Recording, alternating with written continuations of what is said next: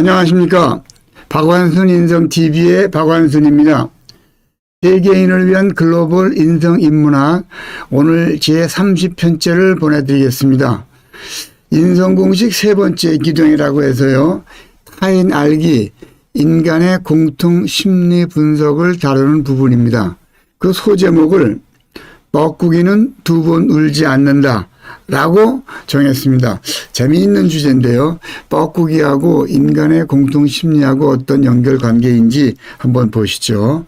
제가 그 어른이 갖춘 사고와 행동 체계의 일각견을 인성을 전체적으로 구조화시키기 위해서 7가지 기둥으로 여러분께 계속 설명을 드리고 있는데요. 그걸 잠깐 보시면 그 인성이라는 것이 인간의 일생을 알아야 되고, 두 번째 내가 누군지를 알고, 세 번째 다른 사람이, 다시 말하면 모든 인간들이 어떤 공통 특성을 가지고 있고 나와 남이 모이니 조직이라는 그 형성체가 만들어지는데, 그 조직은 어떤 특성을 가지고 어떻게 움직이는가라는 것을 알아야 되고, 그러면 그 조직을 이끌어가기 위해서 사람의 정신과 같은 역할을 하는 것이 조직에서는 조직 문화다. 그래서 문화의 특성과 형성 방법을 공부를 해야 되고, 여기에 따르는 인성 행동이 장르별로 되어 있다라는 걸 공부하신 뒤에 이 모든 것을 아울러서 어른이, 리더가, 장이 갖춰야 될 인성 덕목이 무엇인가 라는 7가지의 큰 기둥을 어른이 갖춰야 될 일가견의 기본 틀로 삼았습니다. 요 중에서 지금 저희가 공부하고 있는 것이 요 세 번째 타인 알기, 감성이라는 단어로 대변이 되는데요. 모든 사람, 모든 인간은 어떤 특성을 가지고 있는가를 오늘 그 첫 시간 살펴보겠습니다. 사람은 하루에 몇 번 생각하는가? 우리 선조들의 지혜가 어마어마하게 빛나는 문장인데요. 5만 가지 생각을 한다 그러잖아요. 하루에 5만 번을 생각해. 현대 과학이 요거를 발견했어요. 입증을 했어요. 근데 5만 번을 어디를 통해 생각하느냐? 사람의 뇌를 통해서 해요. 모든 사람이 가지고 있는 생각의 기본 공통사항을 뽑아내기 위해서 이런 과정을 지금 거치고 있는 겁니다. 이 뇌를 통해서 생각을 하는데, 뇌가 하루에 5만 가지 생각을 한다는 사항을 어떻게 알았는가라는 그 과정을 살펴보니까 모든 자연현상, 인간사에 일어나는 현상을 반복된다는 것을 우리가 인지를 했어요. 관찰을 통해서. 그 결과 이러이러한 원칙에 의해서 움직이는구나라고 생각을 굳힌 뒤에, 그러면 그 원칙이 무엇인가를 여러 현상을 통해서 뽑아내니까 사물들이 이러한 원리에 의해서 움직이는 것이다 라고 생각을 굳혀서 그거를 이것이 사물이 작동하는 원리다라고 사람들이 서로 공감대를 형성하기 위해서 개념화 시켜 놓은 거죠. 이 작동 논리에 의해서 인간의 모든 것을 주관한다고 생각하는 뇌가 가지는 생각의 줄기가 모두 7가지다라는 것을 알아냈어요. 그것이 이기적, 독선적이다, 유동적이다, 망각이 기본이다, 그리고 의심이 당연하다, 재생이 불가하다, 그리고 보호 대상이다, 모든 정보의 수집처다. 이 7가지가 우리 뇌가 가지는 특성이면서 뇌에 의해서 움직이는 모든 인간의 생각과 행동의 특성이기도 해요. 이래서 다른 사람을 내가 파악을 할 때 도움을 얻고자 큰 줄기를 잡아놓은 거예요. 요 7가지를 이제 오늘은 전체 개요만 말씀드리고 다음 시간 2회에 걸쳐서 여러분께 개별적으로 설명을 올릴 예정입니다. 일생 동안 우리 인간은 어떠한 서비스를 받는가? 지난 시간에 첫 번째 기둥에서 생애 주기별 인간의 일생을 우리가 공부했잖아요. 그 인간의 일생에 어떠한 일들이 일어나며 그 일어나는 각각의 일들이 어떻게 하나의 공통된 특성을 가지고 연결되는가, 요거를 지금 알아보려고 하고 있고요. 그것을 알아봄으로써 그 전체 행동의 주인공이 되는 인간의 사고 체계를 다시 한번 조명할 기회가 되리라 확신을 합니다. 그래서 일생 동안 어떠한 서비스를 받는가, 서비스라는 단어가 우리 일상 속에 많이 들어와 있잖아요. 그런데 어마어마하게 우리 일상을 지배하는 단어이면서도 그 단어의 개념을 우리가 제대로 공부한 바가 매우 적습니다. 그래서 그걸 한번 살펴보려고 하고요. 외국어가 우리나라에 들어와서 우리나라 말화된 것을 외래어라고 합니다. 아마 우리가 쓰는 외래어 중에서 가장 빈도가 높은 것을 꼽으라 하면 서비스가 첫 번, 두 번째, 그 밑으로 내려가지 않을 거라는 생각이 듭니다. 그래서 서비스가 무엇인가라고 하는 서비스의 개념을 여러분과 함께 살펴보죠. 자, 보십시다. 아기가 태어났어요. 분만실을 영어로 딜리버리 서비스 룸이라고 해요. 학교, 스쿨 에듀케이션 서비스 받는 곳이다 그래요. 예배, 교회에서 절에서 예배를 본다. 이걸 채플 서비스라 그래요. 군대에 갔다 왔다. 군대를 밀리터리 서비스.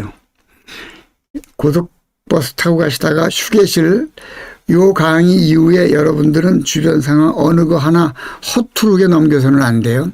휴게실 도착하셔가지고 거기에 사인보드가 크게 나와 있어요. 휴게실이라고 쓰여 있고 옆에 뭐라고 쓰여 있나 한번 보십시오. 서비스 에어리아라고 되어 있어요. 그리고 주민센터에 가실 때마다 그 밑에 영어로 쓰여 있는 팻말을 유심히 보십시오. 이렇게 쓰여 있어요. 커뮤니티 서비스 센터라고 되어 있어요. 그러다가 태어난 아기가 나이가 들어가서 돌아가셨어. 장례식은 영어로 뭐라고 합니까? 퓨너럴 서비스라 그래요. 그리고 조금 또 생활 속에서 또 영화 속에서 우리가 한번 생각해 볼 만한 문장이 하나 있는데, 변사또가 춘향이한테 오늘 밤 수총을 들겠느냐라고 우리 대사와 자막이 나갈 때 그 영어 자막으로는 수총을 들겠는가, 그거를 어떻게 번역을 해서 밑에 자막을 넣었겠습니까? 상상이 잘 안 가죠. 거기에 Would you serve me tonight? 이렇게 썼어요. Would you serve me? 나에게 서비스를 하겠는가? 라고 수청이라는 단어를 번역을 해놨단 말입니다. 이와 같이 태어나서 죽을 때까지 우리는 1분 1초도 서비스라는 단어에서 벗어날 수가 없는 거야. 그래서 서비스의 개념을 새롭게 정의를 해봅니다. 인생은 서비스라는 줄, 분만실서부터 장례식을 꿰고 있는 큰 줄이 있는데 그 줄에 걸린 다양한 옷까지, 학교, 예배, 군대, 휴게실, 수청, 장례식이라는 다양한 옷가지들이 그 큰 줄에 걸려 있는 것, 이 조합된 상태를 서비스라고 한다. 이렇게 인식을 하시면 되겠고요. 인간 사이에 일어나는 모든 일이다 그래서 서비스는 사람 사이간이죠. 인간의 또 다른 일입니다. 이렇게 인식을 가져주시면 좋겠습니다. 그런데 서비스는 우리 생활 속에서 흔히 쓰이면서 서비스의 대상은 고객이라 그래. 고객이 무슨 뜻인지 아직 우리 배운 바가 없어. 온 국민이 고객님 듣고 쓰고 하는데 고객이 뭐냐 그러면 제대로 답을 내는 분이 쉽지 않단 말이에요. 그런데 고객은 왕이라 그래. 근데 우리 몸의 왕은 보면 뇌야.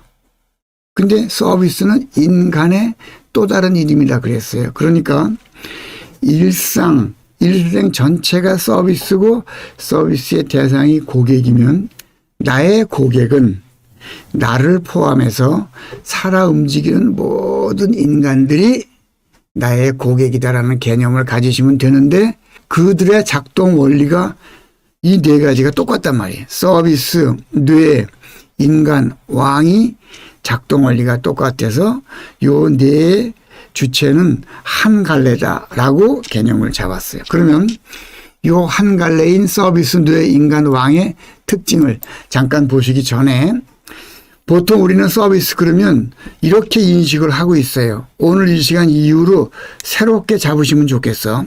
서비스는 본래 줄기에서 벗어난 곁가지의 형태라 그래 라고 서비스를 개념하고 있단 말이에요. 그래서 희생, 공짜, 덤, 봉사, 그리고 선의로 대해줬다. 그리고 나 대접을 잘 받았다 할 때 서비스를 잘 받았다 얘기를 한단 말이에요.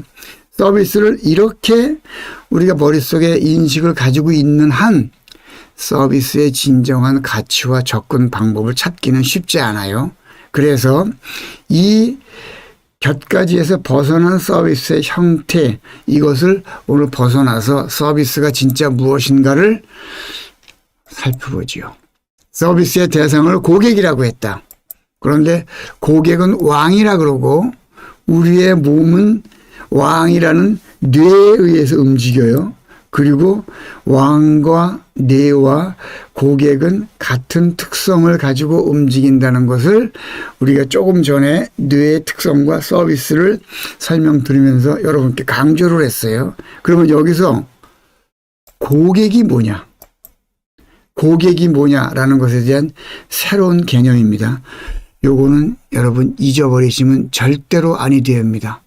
고객의 고자가 무슨 고자냐고 물어봤을 때 그렇게 수많은 고객, 그리고 고객이란 단어를 쓰는 분, 서비스를 받는 분들 중에서 정답을 가지고 개념을 가지고 답하시는 분을 제가 아주 귀하게 만나게 됩니다.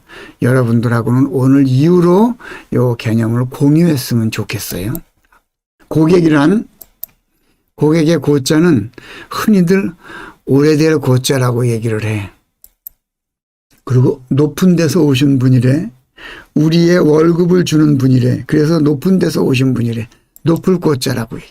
그리고 우리를 고문하는 사람이라 그래. 서비스 잘하라고. 고문할 때 고자. 오래되어 가지고 말랐다. 고목이라고 했을 때 고자. 그리고 우리한테 괴로움을 준다.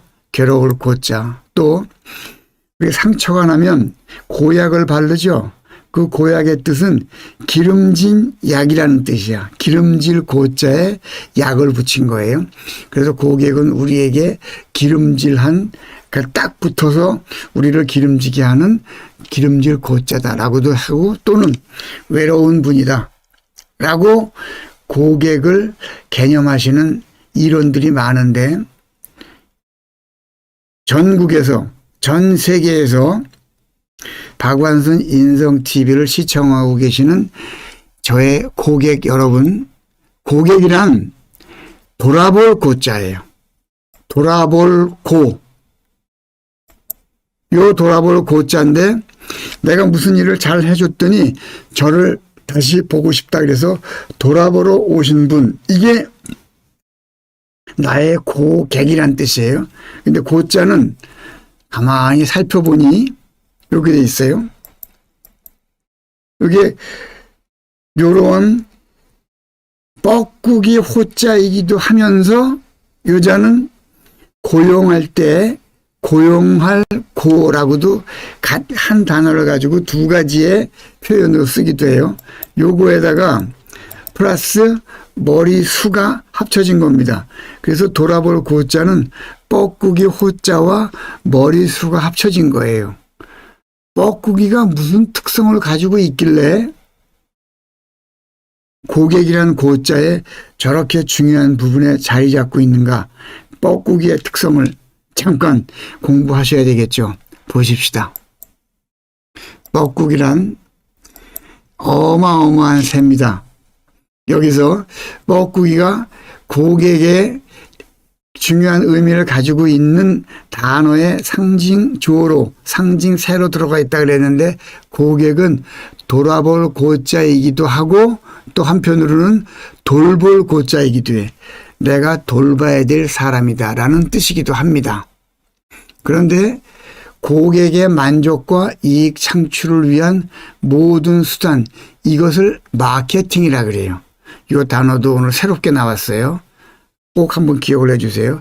고객의 만족과 이익 창출을 위한 모든 수단을 마케팅이라고 하는데, 마케팅에서 나의 고객, 나의 손님들을 내 편으로 끌어들이기 위한 모든 전략의 마케팅이라고 하면서 거기에 중요한 전술, 구체 행위로서 뻐꾸기의 특징이 많이 인용이 되는 겁니다. 그래서 뻐꾸기 호자가 고객 고자 속에 들어가 있다 보시면 되고요. 요게 뻐꾸기입니다. 뻐꾸기는 자기 둥지에다가 알을 낳지 않죠. 자기 둥지가 아예 없어. 남이 둥지에 알을 낳아. 그래서 뻐꾸기를 탁란을 하는 새다. 그래서 탁란조라고도 표현을 하죠. 남이 둥지에 알을 낳아가지고 새끼가 이만큼 컸어요. 그러면 얘가 그 둥지의 엄마새야. 엄마새가 이렇게 큰 새도 자기 새인 줄 알고 계속 먹이를 갖다 주는 거예요. 이게 뻐꾸기 탁란의 특성이에요. 이러다가 얘가 이제 웬만큼 커서 날 때가 됐다 그러면 뻐꾸기 엄마가 그 주변을 돌다가 뻐꾸 그래. 그러면 이 새끼 뻐꾸기가 뻑뻑꾸 그러고 휙 엄마를 쫓아 날아가 버려요. 근데 어미새가 돌아와 보니 둥지가 비었잖아.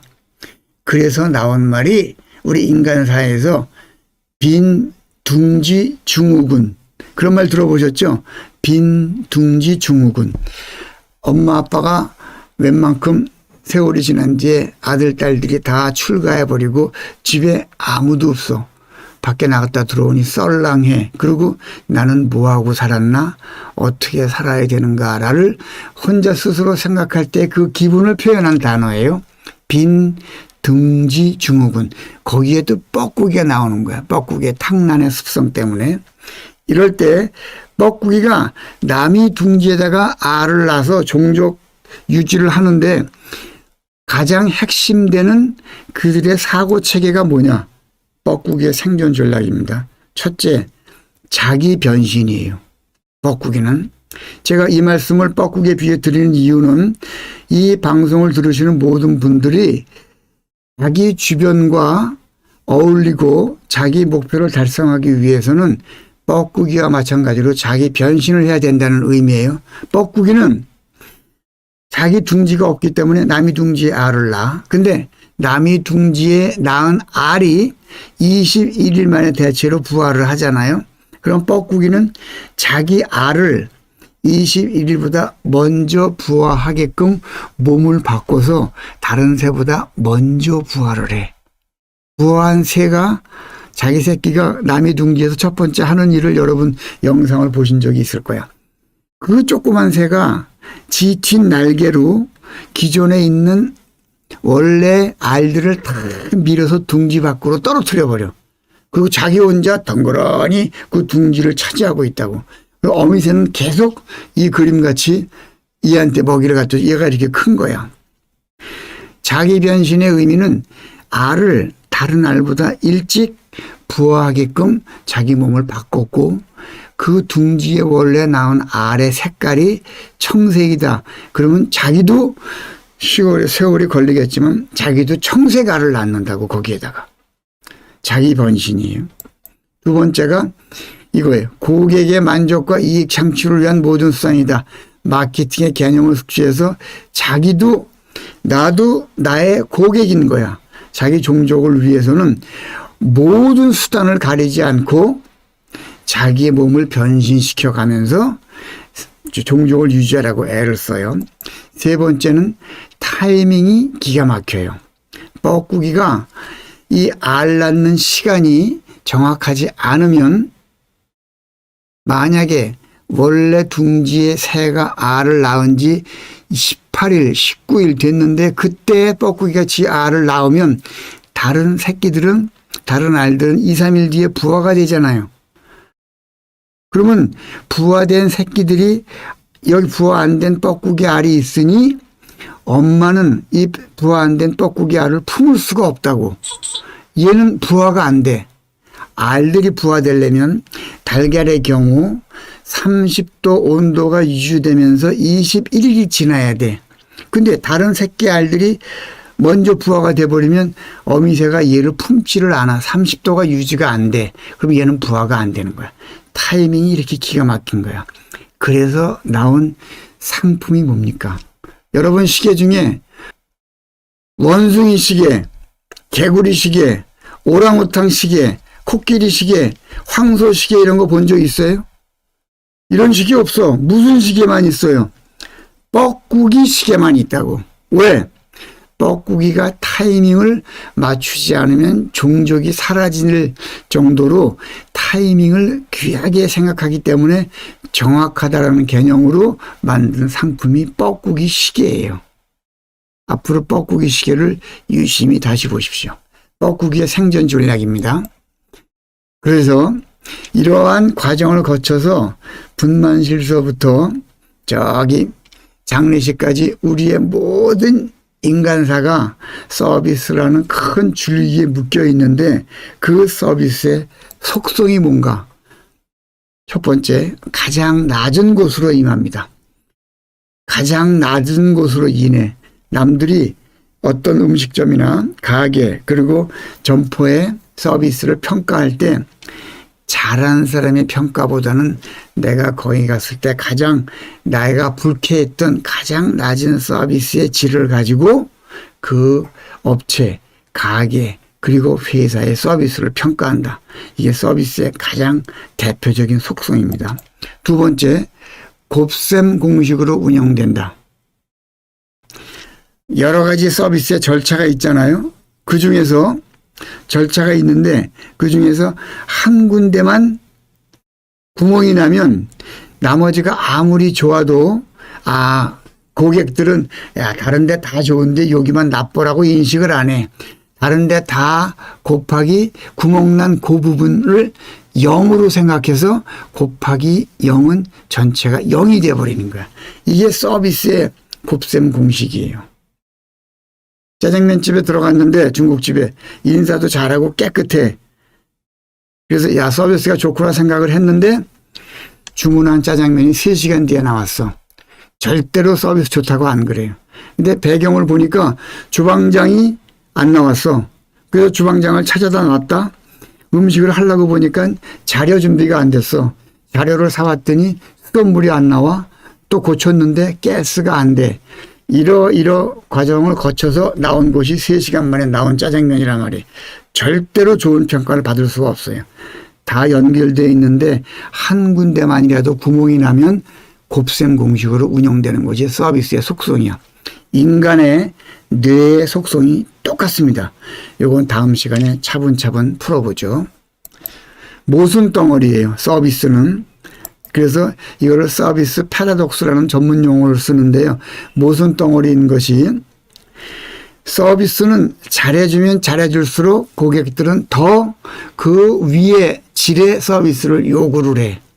이건 여러분들이 생활 속에서 많이 느끼셨을 거야. 좋은데 다른 데 가보니까 이거보다 다른 차원의 서비스가 있어. 그러면 그분은 이 집에 와서도 그 좋은 차원의 서비스를 다시 요구한다고. 그러니까 내가 서비스를 잘하면 잘할수록 고객들은 더 높은 차원의 서비스를 요구해. 그래서 이 집에 대한 고객들의 불만이 무엇인가를 들어보면 이 집이 서비스 잘하는 집인가 못하는 집인가 금방 알 수 있어. 맨날 손님들이 맛이 없다. 이러면 더 이상 평가할 필요도 없죠. 그런데 손님들이 이 집은 맛은 좋아. 근데 후식이 좀 더 좋았으면 좋겠어. 라는 불만이 있다 그러면 맛은 오케이. 후식을 더 좋은 것을 원하는 것만큼 기본 서비스는 된다는 것이거든요. 근데 어느 손님이 맛과 서비스는 다 좋은데 야 전체에 식당 분위기가 조명이 좀 이랬으면 좋겠어 라고 한다 그러면 아주 높은 차원의 서비스를 요구하는 거잖아요. 서비스가 아주 좋은 식당이라는 의미가 되는 겁니다. 이게 모순덩어리인 서비스의 특성이고요. 확장 본능이 있다. 아까 조금 아까 얘기했듯이 어느 한 집에서 양질의 서비스를 제공하면 손님들이 그리 몰리니 옆집은 그거를 따라하지 않을 수가 없어. 보통은 나쁜 화폐, 악화가 좋은 화폐를 구축한다. 밀어내 버리는데 서비스의 세계에서는 거꾸로입니다. 좋은 서비스가 옆집의 서비스를 자기네 좋은 서비스의 수준으로 끌어올려. 우리 사회가 이렇게 가야 돼요. 제가 박완선 인성TV를 만들어서 대한민국과 전 세계에 펼치고자 이렇게 애를 쓰는 이유는 이런 유튜브를 통해서 펼쳐지는 많은 방송들의 질을 한 단계 높여서 양질의 유튜브 교육이 모든 유튜브 교육의 질을 높이는데 제가 앞장서서 선구자가 되고자 라고 하는 개인적인 야심도 있습니다. 유튜브에 올라오는 많은 그 질들을 여러분 잘 생각을 해 보십시오. 과연 그것이 우리 생명을 거기에 허비해 가면서 들어볼 가치가 있는 내용들인가? 박완선 인성TV는 양화라는 이름으로 여러분께 좋은 컨텐츠를 제공하고자 악화를 구축하는 역할에 앞장을 쓸 것입니다. 이게 서비스의 속성입니다. 여기서 이렇게 말씀드리는 서비스, 나를 알고 남을 알고 나와 남이 모여서 서비스 조직을 만드는 과정에 키워드가 되는 인간의 기본 특성을 알아야만 되는 서비스라는 새로운 개념과 그 서비스가 가지는 특성을 제가 4가지로 설명을 드렸습니다.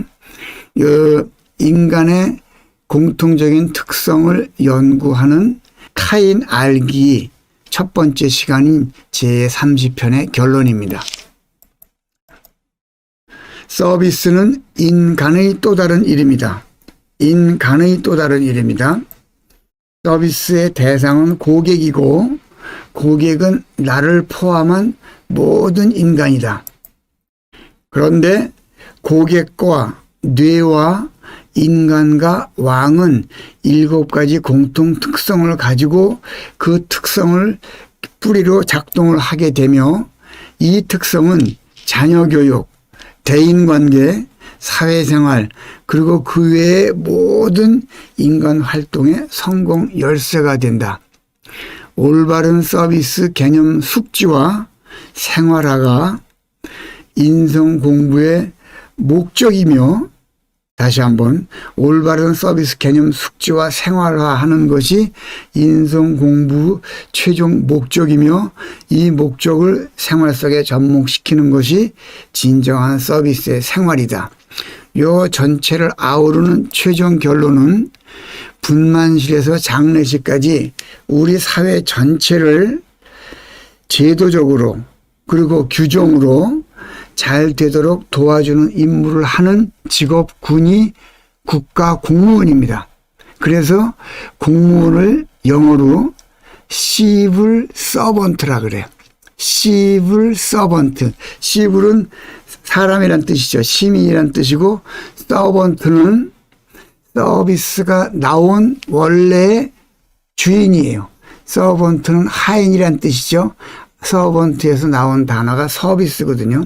다시 말하면 공무원은 모든 시민의 하인으로서 서비스를 행하는 직군이란 말입니다. 그런데 과연 공무원들이 이러한 개념과 임무와 특성 그리고 중요성을 알고 공무원 직책을 수행하고 계신다 하면 우리 사회가 양화를 가지고 악화를 구축하는 일은 엄청나게 쉬운 과정이 될 것입니다. 공무원 여러분께 엄청난 도덕적 기준과 능력을 요구하는 이유가 여기 있습니다. 국가 공무원을 상대로 한 이러한 컨텐츠를 이렇게 보내드릴 수 있게 되어서 매우 기쁘게 생각합니다. 계속 서비스에 대한 공부를 다음 시간에 여러분께 전해드리겠습니다. 박완순 인성 TV로 공부하는 사람, 요거를 줄여서 박인공사라고 우리 부르자고 첫 시간부터 합의를 보았죠. 박인공사 여러분, 내가 먹는 음식이 나를 만들듯 내가 사용하는 단어가 나의 품격을 만듭니다. 생활 속 깊숙이 스며든 대표적 외래어인 서비스의 진 개념을 알고 생활화하는 것이 사회 구성인 어른, 리더, 장의 고품격 기본 자세입니다. 박완순 인성TV가 여러분과 함께 하겠습니다. 고맙습니다.